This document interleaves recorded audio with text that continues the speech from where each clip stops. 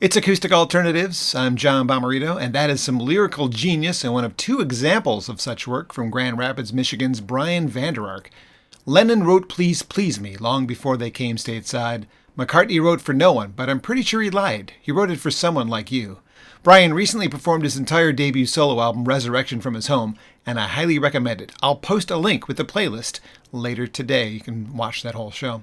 I've met quite a few top-rate humans in my days in radio, but one that I feel like sometimes I have no business being friends with is Liz Longley. She is so talented. There are 3 songs on this week's list from Liz, and this one, When You've Got Trouble, was inspired by the one before it. She sent me a t-shirt that I had ordered from her website recently.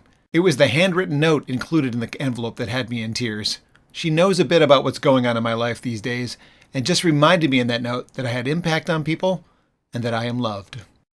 Thanks, Liz. I'm part of a weekly Song of the Week email thread, and sometimes that's where I discover new things from others. I started out the show with something from Francesca Blanchard, and I discovered it that way. Same goes for the song from Joy Aladakan, If You've Got a Problem, which, as I mentioned, inspired me to play the older Liz Longley song this week. That song from Joy, though, really good, don't you think? Something uplifting this week from the always positive Michael Franti and Spearhead, Life is Better With You, done acoustically.